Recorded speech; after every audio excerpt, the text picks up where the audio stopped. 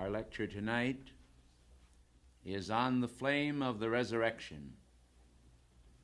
This vital subject you will find to be full of meaning. Most of us have thought rather nebulously about the spirit of the resurrection, just as most of us think rather nebulously about a spirit. So I think it is important that we realize that if our physical bodies are a television set, then the spirit is the energy and current that makes the picture that flows through that set. I hope that makes good sense to you, because we are going to have to define our subjects in order to create understanding.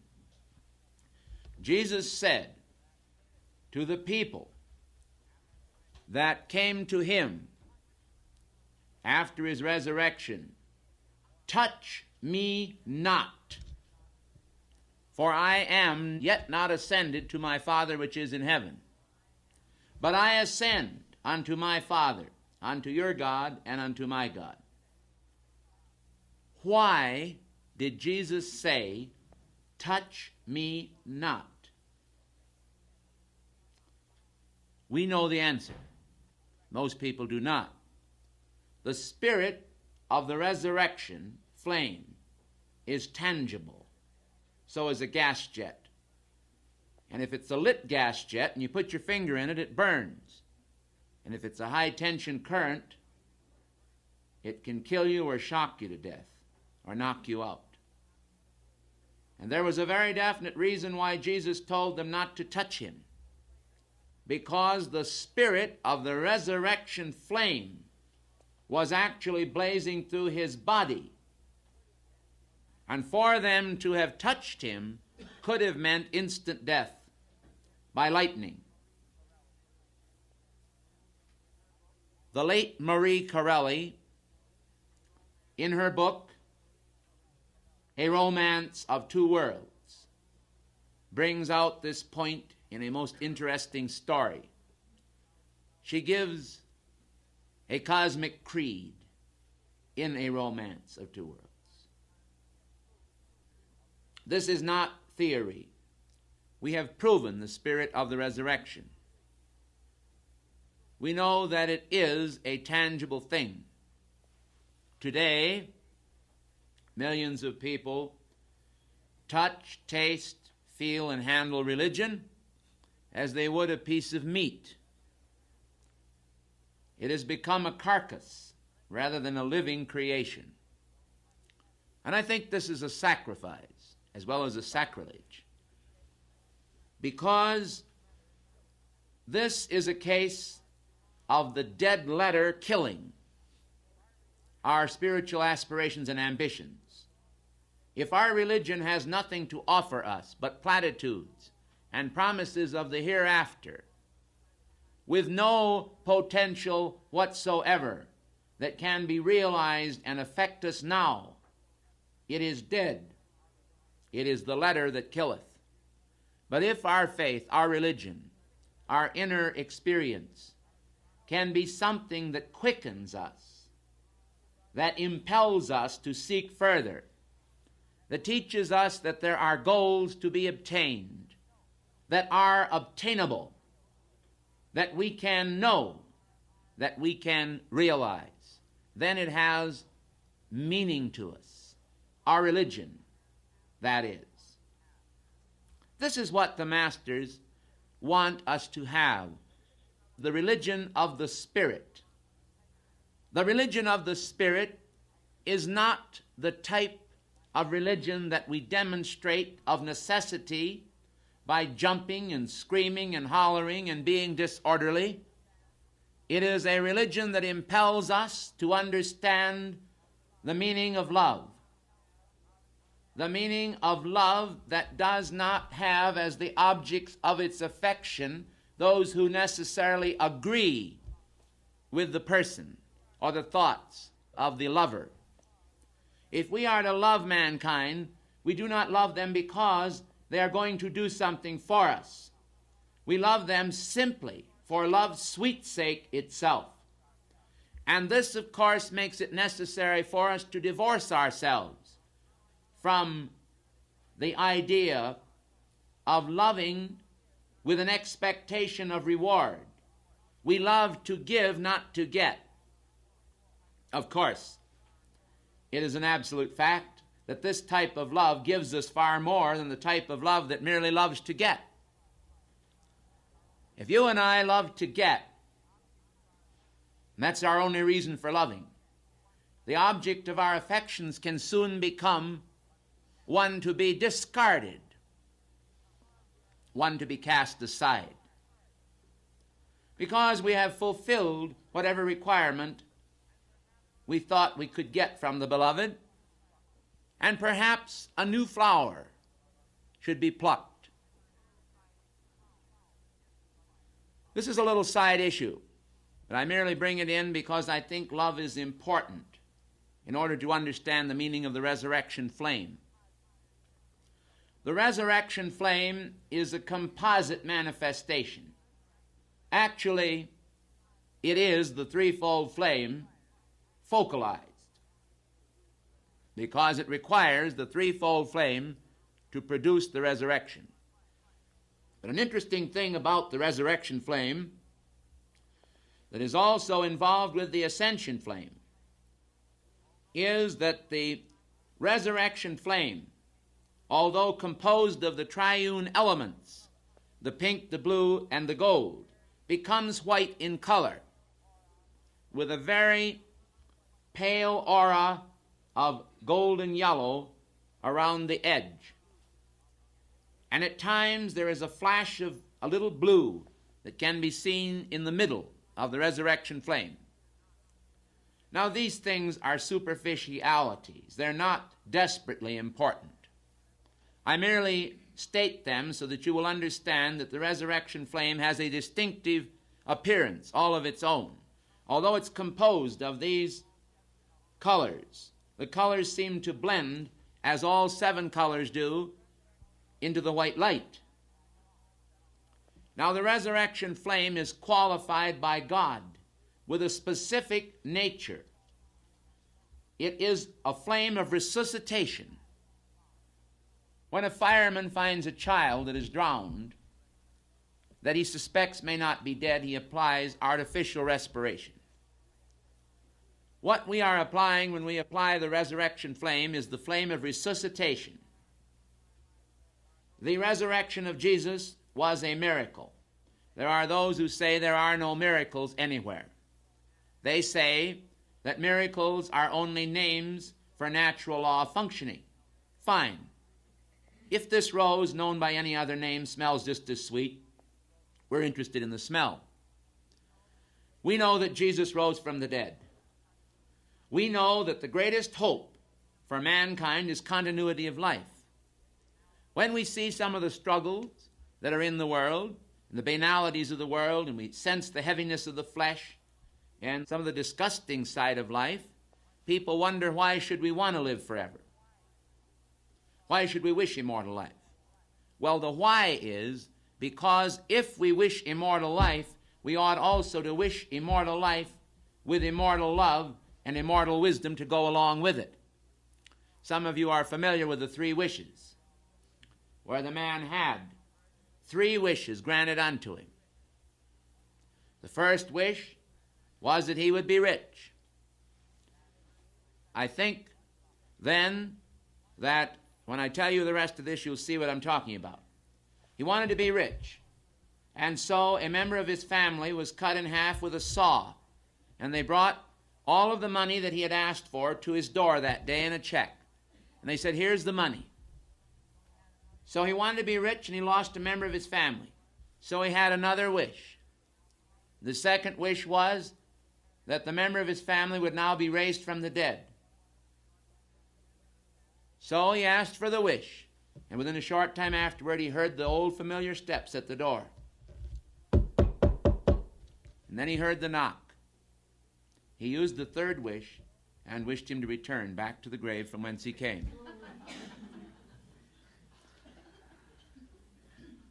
So we see that if we wish for riches and honor, and we wish for many of these things in this world, it may not actually be the answer.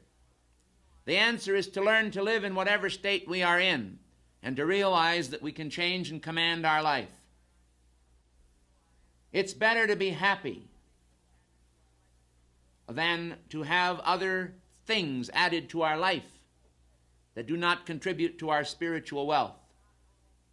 And so the resurrection flame is not only for the purpose of raising the body, but it is for the purpose of raising and illumining the mind.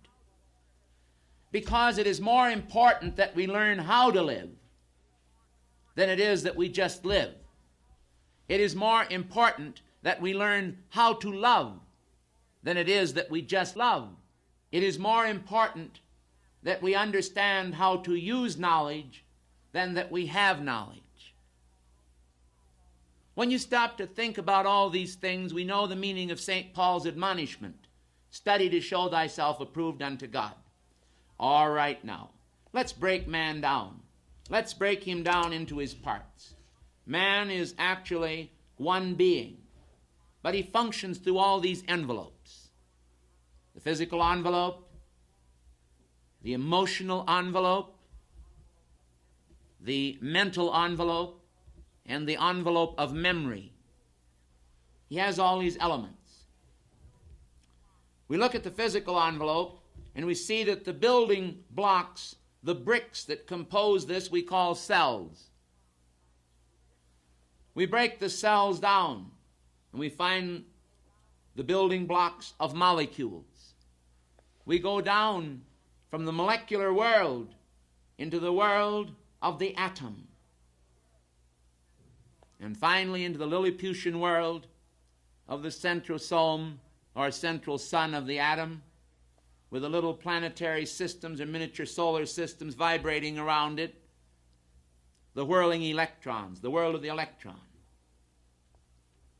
Now we could go still further, for matter is almost uniquely divisible, infinitely divisible. You can keep breaking it down until you wouldn't believe how far down you can go. It's something like that picture of the little girl and the dog looking into the mirror that they had back in the 1800s. She's looking into the mirror and she's holding a picture in her hand. And on the picture that she's holding in her hand, you see the same little girl and the same little dog. And then on that picture you see another picture. And that's the same little girl and the same little dog. And on and on and on until the artist ran out of space. But you just somehow know that this goes on infinitely. Just as the railroad tracks converge and seem to blend into one track from the two, so we realize that there is a telescope into infinity, and that our consciousness can move over that track.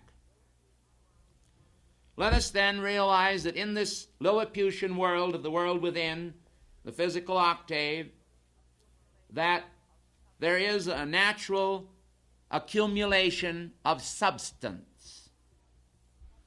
What kind of substance? The substance of thought and feeling and of memory. But what kind of thought, what kind of feeling, what kind of memory? Memory of old hurts, as the Buddha said. He beat me, he hurt me, he did harm to me, I suffered. Man's experiences are basically a history of his suffering, of the suffering of the ego. We are all in the same boat. We have continual experiences that seem to generate in us a state of unhappiness, because our lives are linked to what other people think of us. Do they like me? Will they do things that will help me to enjoy life? I'm a businessman. Will they buy my product? I'm in the professions. Will they like me personally? Will they patronize me? And if you're on the stage, will I be able to win my audiences 10 years from now, after I'm old and gray? People ask themselves, wives ask themselves, will my husband love me tomorrow as he does today? Will my wife love me? Will my children respect me? What will my banker think of me? Will the taxi driver think that I'm a nice man or a nice woman, so I'll give him a tip? I'll make it a big tip so he'll remember me. There are so many things in life that are involved with ourselves. And every little hurt is a hunk of coal. It's a little tarry jelly. It settles down between these atoms. It gets down into our very bones, into our structure. And there is a structuring within ourselves of old hurts and old decays and old thoughts of terror and fear. These thoughts accumulate. We build and build and build on them. And after a while, in the spaces in ourselves, we have accumulated so much of this substance that it becomes weighty and dense.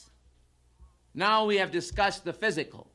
What of the structure of the emotions? Here we're dealing with natural turbulence anyway. Here we're dealing with a realm where the coiled springs of human thought and feeling really bounce around. Talk about kinetic energy.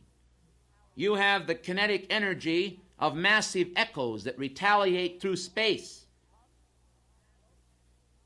My Lord, he didn't love me. And they're heartbroken because someone didn't love them. Someone didn't care enough to take the girl out the second time. Someone didn't remember a birthday. Someone blocked someone in a parking lot, and it happened to be a next-door neighbor. Who does he think he is? And on and on and on. And our emotional body becomes a coiled spring. And these springs begin to compress. And they get very, very tight. And our physical body winds up with it. And then we call the chiropractor to take out the tensions. It's true. It's absolutely true. But what about the mind? Are you aware of the fact that the mind becomes involved with the emotions? And the emotions actually learn to rule the mind.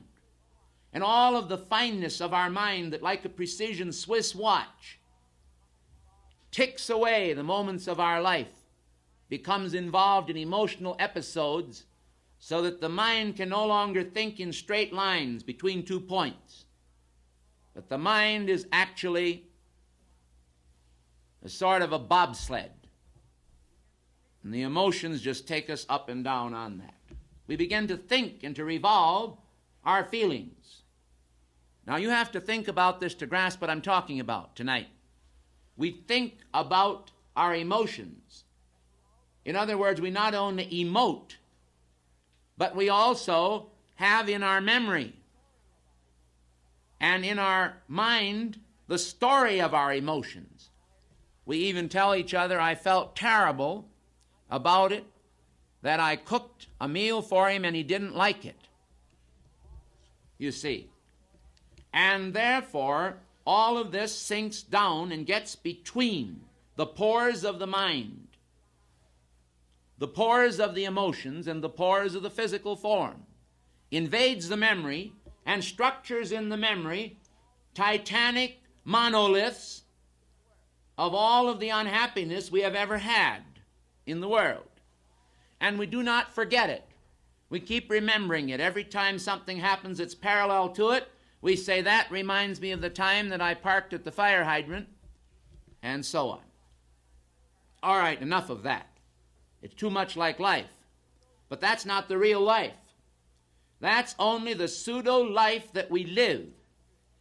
And the resurrection flame is interested not in just raising the body alone, but the resurrection flame is interested in consuming all of this dross, this dead wood, this tarry substance, this accumulation of mortal filth which we have incremented into ourselves, into the compartments of being.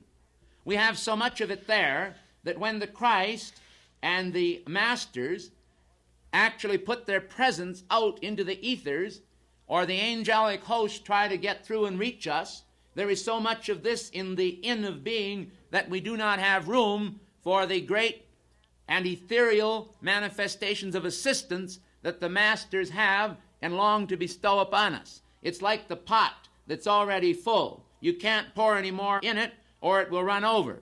So you pour in some of that good stuff, and the bad stuff runs over with a little bit of good stuff, and there isn't too much done for a person. You can't change it without dumping the whole thing out. And that's what the resurrection flame is for. Because in one sense of the word, a person would be better off to die to the pseudo-self. Yet, of course, I'm not suggesting that we commit suicide. I say we should commit the suicide of transformation. And that is not suicide. That is monocide, I guess. It's the becoming of the being, the one being that we really are. Why, God is so happy, so tremendously happy, to actually be invited into our world and to bring all of the power and happiness that He has in His world, that He can scarcely wait to drop that golden chain, that link between reality and ourselves around our neck. He wants to do it. The story of the prodigal proves it. The story of the Good Shepherd reiterates it. We realize that we need all that. So just what is the resurrection flame? The resurrection flame is just another name for a certain regenerative energy of God. A regenerative energy that possesses the capacity to quicken the atoms, to quicken the electrons, to re-energize the form, to transform the form. You know, in the story of David Lloyd on Mount Shasta, we learn about the transformation that occurred when the messenger took his hands in his, and at that precise moment, all of his hair that had turned white returned to its natural color. And we learn that he began to rise up into the air. We have experiences of levitation all through history, you know. And as he went up into the air there, his body was changed. The body no longer showed the appearance of age. The blood in his veins became golden liquid light, and all of the organs below the heart disappeared. And he had a glorified body. Well, most of us have studied, in a way, this idea from the Scriptures, because it clearly states concerning the resurrection that with what body do the dead come, says St. Paul. He says, O foolish Galatians, who hath bewitched you? Having begun in the Spirit, are ye now made perfect by the flesh? In another place it says, flesh and blood cannot inherit the kingdom of God. In another place it says, the natural man receiveth not the things of the Spirit of God. Let us then try to understand that he's talking about the outer garment. The inner garment, the inner reality, is communicated to us because we are that inner reality. We are not the outer self. We are the inner man of the heart. But basically, man's thoughts, man's feelings, man's memory revolves around the old tintype, the old album, the old human creation that grandfather and grandmother and mother and father and daughter and son and children all have an all-out picture. We become a sort of a chain. Talk about man descending from apes. We might just as well have. It's true, unless we have the divine reality and actually begin the practice of the presence of God, as Brother Lawrence talked about. Now, there are many mystics, and there are many spiritual teachers, and there are many spiritual teachings. But I believe that I would prefer the aeroplane route to the ox cart. I think that we may be able to get to Rome by all these methods, and if Rome symbolizes heaven, well and good. But I believe that I would rather go to Rome in an airplane or a rocket and get there in 10 minutes than I would to spend 50 years traveling across the world by ox cart. And I think that the resurrection flame is a more direct route than just karma yoga or the yoga of good works. I do not doubt that a mother and a father or a humanitarian who would spend a lifetime in service to mankind through the ritual of karma alone could probably find their way back to God without any practice whatsoever of the presence of God except in world service. This is perhaps one way, and I think it is good. But I suspect that we ought to employ the most direct route because we can do so and still serve our fellow men. The resurrection flame is, I think, one of the routes because it is a part of the initiatic system. The initiatic system is a triangle. It is the transfiguration, the resurrection, and the ascension.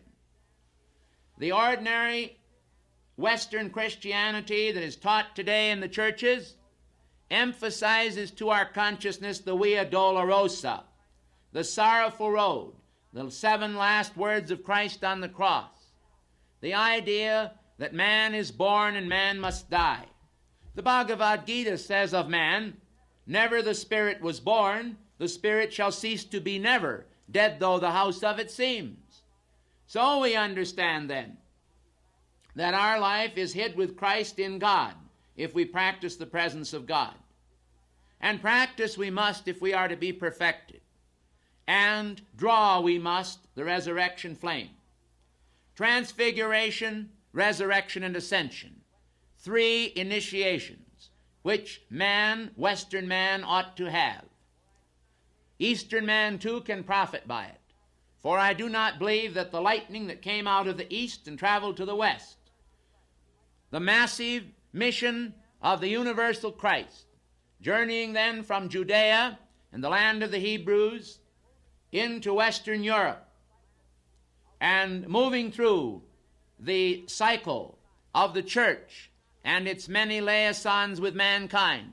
I do not believe that this is a dead issue. I think that there remains today in Western Christianity the elements that can be combined for a new order of the ages. I believe, however, that the Christian church will of necessity pass through many changes, that these changes are essential for the survival of the church, and I further believe that the church is not aware of these facts. I think, however, that some among the church and some among Western men are very poignantly aware of it. I do not believe, however, that enough of mankind are aware of it to actually, through media, at this time, influence the unwashed masses. We should understand, then, that we have a solemn responsibility every day of the week to try to influence our fellow man. I do not think we should do as the poor salesman does. Find a candidate who has no money, prop him up against a building, stand there with a megaphone and shout into his ear, "Won't you be saved, dear brother?" And he says, "No, I'm not interested. No, don't care." I think that's ridiculous. I think we should drop like a hot potato every individual who doesn't think enough of himself and of his divine opportunity to recognize that what we see in this world couldn't possibly be of God. He's got to realize that there's something wrong with our society and that it is sick indeed. But he's got to also recognize that it has the power within itself to galvanize itself into action and become healed. The healing process of our society will come about when we have enough people working with people. For there are hungry hearts out here in the world who are waiting for the message. You can do an awful lot as a divine missionary for God right where you are. But you've got to know what you're talking about. And it takes a few years, a few months, a little while of preparation before you really will know. In the meantime, you have to have some faith in the reality of those who are teaching the law to you. I know myself. I traveled a long and hard road in this embodiment to find my way, and it was not easy. I was laughed at, called insane, even by people on the spiritual path. But I knew that God was real, and I had absolute faith that somehow or other He would show me the path that would enable me to do the work which I came to earth to do. For I believe that every life, as Mazzini said, is a mission, and I think that each of you have a specific God mission to perform in this world. I do not believe that every mission is the same, but I think that each one is needed to complement the other. Therefore, we have to recognize that Western man has a job to do today, and the time is short. We can neglect our office. We can neglect ourselves. We can forfeit every opportunity that life gives to us. This is our privilege if we wish to take it. We've done it many times before. As Risa Stevens said, she was singing in the Met one time when suddenly she lost all consciousness of the Met and of her environment and the surroundings. She was then once again in the Colosseums of Rome. She was singing her arias before the emperor, and the situation was completely changed. We have to recognize that each of us has played many roles in many times in the past, but I think that most of us have played more the role of the laggard, more the role of the unsophisticated person who has primarily lived as a vegetable. Perhaps those in this room and those in these rooms are people who have thought more than ordinary men. I am sure there's been some preparation in your world that has enabled you to receive the messages of the Masters here today and to love the Masters and to recognize the divine realities that are within you. I do not, however, believe that recognition without action is going to make any change in your world or mine that didn't occur in the distant past. I hope then, as some of our own devotees here have said, that all of us can bear fruit. I think we must be convinced of the natural loveliness of God, of His devotion to us at any age, His determination to use us as His instrument, and our realization that it is not too late. I remember the late Bernard McFadden, who jumped out of an airplane when he was 80 years old and more. He said, "It is never too late to make your life over." And I think this eternal spirit of youth is a part perhaps of the resurrection flame, because we have to burn up the energies of old ideas and old structures that have brought us not to the feet of the Masters, but to our knees in horrible subjection to all kinds of dominant forces that have ruled our world. There is nothing in the world so terrifying as a man to be ruled by forces from within himself which he cannot govern, nor is there anything so glorifying and so sweet as to be able to have the natural divine expression of life, like the power in a seed, begin to press through the consciousness and raise a man and his world into a sense of meaningful reality. Let us then realize that the resurrection spirit is tangible, that it starts through the ritual of transfiguration. What is transfiguration? Well, we all know that whatever state of consciousness we are in right now, this is a configuration of thought and feeling. Be it good, bad, or indifferent, this is what we are. If we're going to have transfiguration, we have to pass from that death onto the life of God. When we do this, we have the mountaintop experience. Our religion becomes then not just something that you can spout out as the Apostles' Creed, but it becomes something that we live by within ourselves. Let us understand that this is full of divine meaning. It is the resurrection flame. In the physical octave, it's like lightning. It actually surges through the electronic essence of our being, and it pours through our flesh form, and it would produce lightning in our consciousness and in our body. And if someone touched us, it could cause them sudden death. This, of course, is the reason why the great masters sometimes do not touch the chelas, or why they are requesting the chelas not to touch them. There are other times when the currents are such that we wish to share them with you, and we reach out and go to you with the offering of our love and the love of the great ascended being who has spoken through us. The resurrection flame is tangible and it affects the body.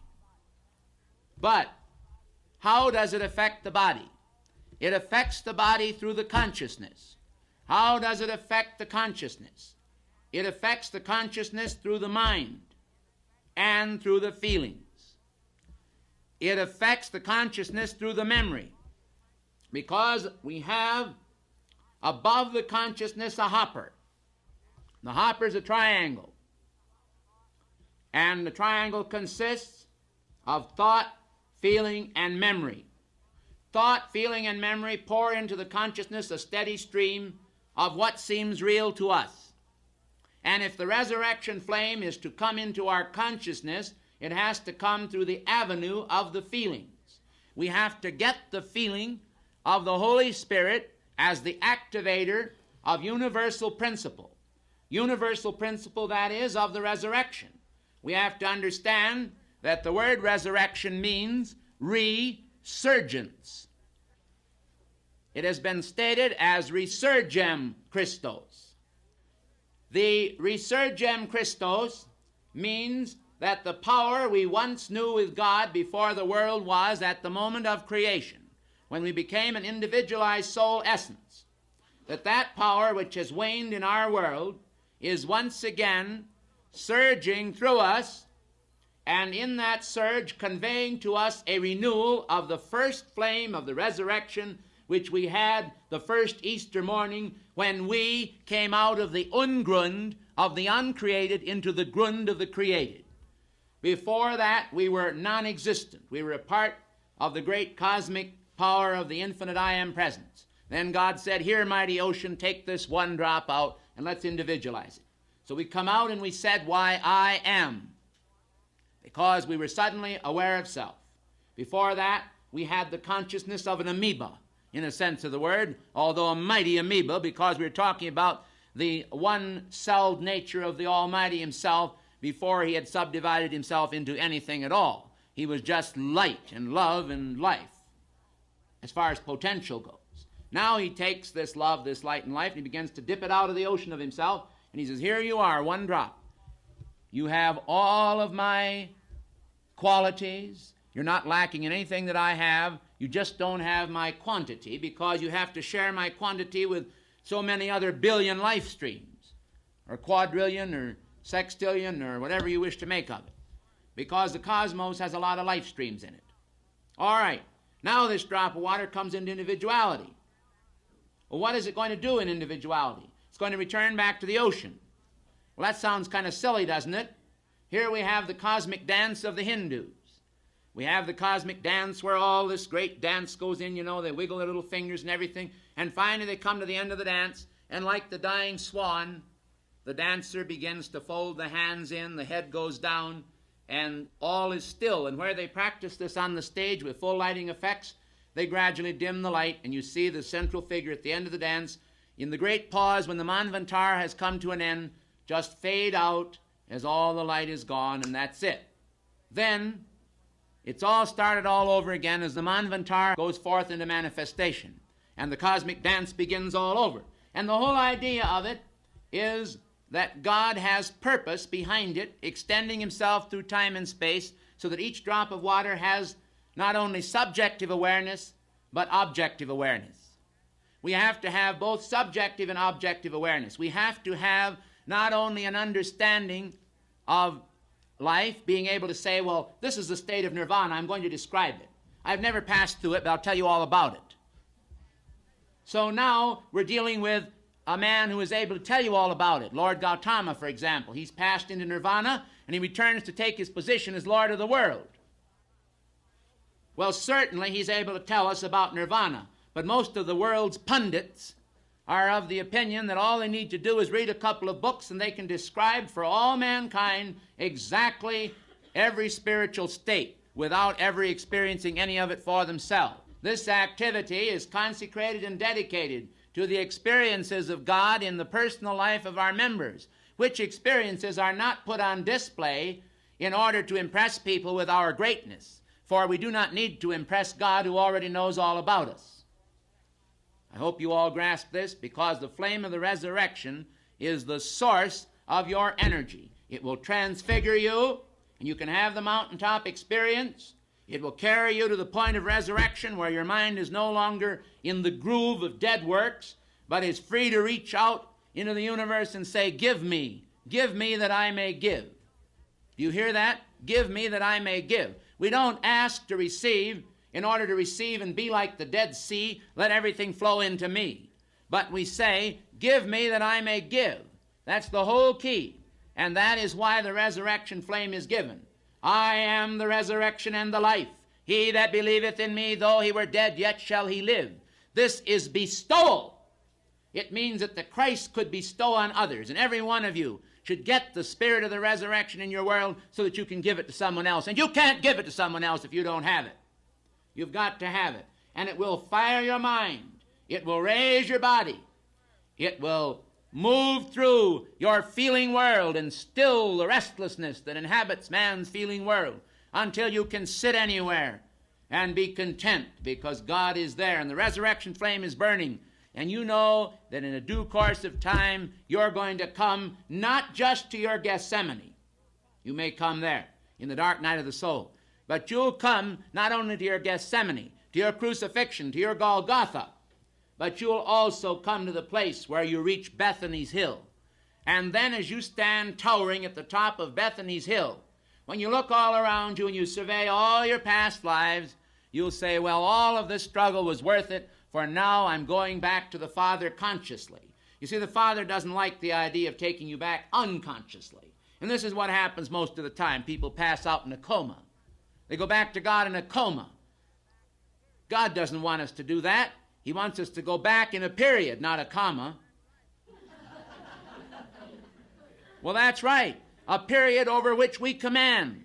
A period where we're conscious. We've come to the end. We say, I've finished my course. I've fought the good fight of faith. I've kept the faith. I've kept the flame. I've lived and I've moved, and now here I am. Father, I'm returning to your heart. Because when I get back there, I'm going to work for those people down below. And here is the whole answer. Spiritualism, bosh.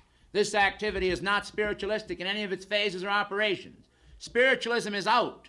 This activity is an activity of light because we believe in eternal life. We believe in eternal life, and we believe that when a man ascends back to God, he has some love for the people that are down here in this world, many of whom he knew through many of his past embodiments before he ever ascended. And he's going to stand up there, and that's exactly what St. Germain does. It's exactly what Jesus does. Jesus said, lo, I am with you always, even unto the end of the world. With this promise, he bound himself to this age. He bound himself to this promise, to this planet. Why? Because he loved the world so much, because God loved him so much. And that's what we all have to get in our consciousness. And we don't have to stand still. We can make progress. And we make it through the resurrection flame, and it's a tangible flame. It's just as real as if you stuck your finger in an electrical socket and got a shock.